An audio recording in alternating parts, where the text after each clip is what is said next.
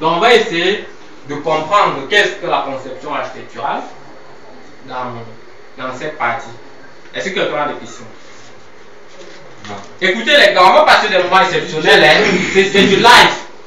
Donc ce n'est pas une messe où on a une personne devant qui prêche et derrière les autres qui disent Amen, Amen, Amen, Amen.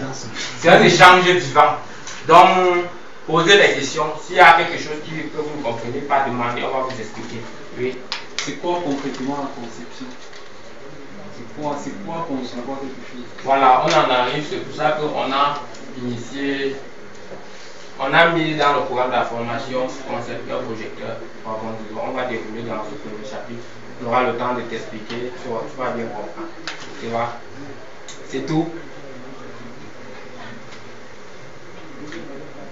Donc dans cette partie aussi, on va entrer dans le processus de la conception architecturale elle-même.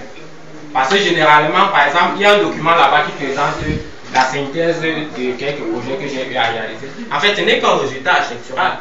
Bien avant ça, il y a beaucoup d'éléments qui entrent en jeu qu'on ne vous dise pas.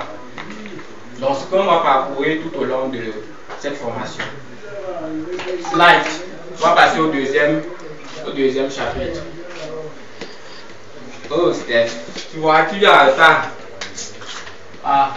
Maintenant, la deuxième partie concerne l'utilisation des logiciels, c'est-à-dire des outils d'architecture. Ici, on va essayer de voir les techniques. Une fois que vous aurez compris comment la conception architecturale fonctionne, on va voir les techniques de modélisation avancées qui vous permettent d'aller non seulement plus vite, mais de produire des travaux, des modélisations de qualité. Slide. Voilà.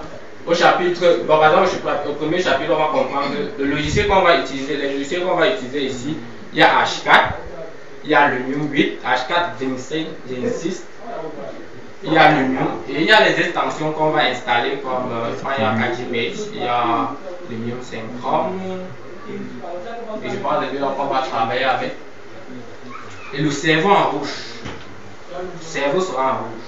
Parce que c'est le cerveau qui travaille, et pas les logiciels qui vont travailler. Le troisième chapitre, la fonctionnalité des outils de base de H4. On va voir comment utiliser. Il s'agit ici des murs, fenêtres, garde-corps. Au chapitre 2, au chapitre 4, pardon, slide. Voilà. On va voir comment modéliser les terrains et les routes en relief. Parce que bien souvent on a les projets qui sont sur les terrains accidentés. Et il faut donc prendre ce paramètre-là dans la conception pour conceptualiser notre projet. Donc on va voir comment on peut modéliser les terrains accidentés en relief. Slide. Et en chapitre 5, on va voir les modélisations complexes. Ici, on verra comment vous pouvez créer les formes que vous désirez dans le logiciel H4. Avec notamment l'outil forme, profilé complexe, solution, tout ça. En chapitre 6, on aura les ameublements et les annotations 3D. Les ameublements ici, c'est aménager une pièce. Parce que bien souvent, les gens conçoivent, mais au moment ils n'aménagent pas. Aménager vous permet non seulement de tester la fonctionnalité de la pièce que vous avez conçue. Parfois, même c'est en aménageant que vous vous rendez compte que la porte que vous avez mise ici, si on met le fauteuil ici, ça peut plus fonctionner. Donc, on va essayer de comprendre ça. Et les affichages en 3D et les annotations 3D ici, ça renvoie au texte 3D. Bien souvent, une entreprise va vous confier un projet et il faudra prendre dans la conception architecturale son identité visuelle. C'est-à-dire, par exemple, son logo, le nom, si c'est une école, le nom de l'école, tout ça. On va voir comment éditer tout cela en 3D. Et en chapitre 7, on verra comment créer les matériaux. Oui, parce que bien souvent, on a besoin de créer ses propres matériaux. Ça sera peut-être, si on vous confie un restaurant, finalement, on va découvrir avec les plats, tout ça et tout. On verra comment créer ça, intégrer ça dans le projet. En chapitre 8, on aura un projet guide. On va vraiment prendre un projet. On va travailler sur ce projet ensemble. Vous allez voir comment on part de la conception, on modélise, ensuite on ressort une documentation. J'ai oublié, je devais vous apporter une documentation d'un projet architectural. Vous pouvez voir, c'est-à-dire les groupes, les façades, tout ça, après la modélisation. En chapitre 7, 8, 9, pardon, justement on va parler de la documentation. Et en chapitre 10, ici, la deuxième, bon, je n'explique pas les questions pour la partie, parce que la grande partie ici concerne la modélisation. Ça, c'est ce qu'on appelle modélisation. La partie qui va suivre ici concerne les rendus ou les traitements d'image. Est-ce qu'il y a des questions ici? Est-ce qu'il y a un chapitre que quelqu'un avait voulu qu'on intègre et qu'on n'a pas intégré? Personne. Soyez de mots que timidité, vous êtes là pour apprendre. Je crois que c'est pas Einstein, il disait que mieux vous poser la question une fois pour être bête une fois que de la garder et d'être idiot tout ça. H425.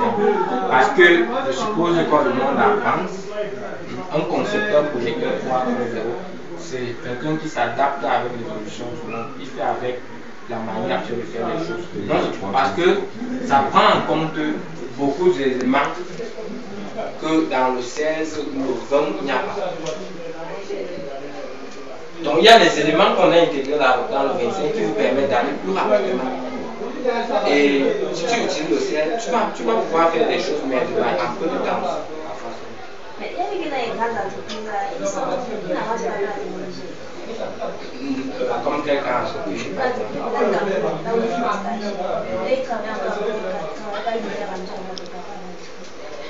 à AutoCAD fait les rendus, je ne refuse pas. Mais quel type de rendu?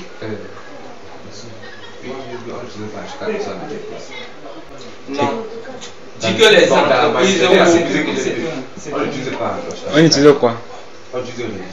Non, dis que les non, dis que donc ça dépend de l'entreprise. Par exemple, toi quand tu dis Revit, elle dit plutôt AutoCAD. Tu vois un peu ça. J'ai joué AutoCAD, n'est-ce pas? Mais à G4, même on met de ça à la mairie, on parle avec les simples H4, on fait pas. Parce que leur logiciel qu'ils ont choisi de travailler avec, ce logiciel, ils ne connaissent que ça. Chacun fait avec ce qu'il sait. Donc chacun. Mais bien sûr, il y a des gens à la mairie qui ne maîtrisent pas. Bon, tu crois que si tu prends H4, tu les donnes, ils vont pouvoir modéliser avec. Je demande. Ils ne pourront pas le faire. Une personne qui travaille dans Revit ne peut pas travailler dans H4, sauf si elle a appris vraiment les deux mois. On se comprend. Pardon. Mais est-ce qu'il connaît H4? Je dis ceci. Tu peux apprendre H4. Tu tombes dans un bureau d'études où on utilise Revit.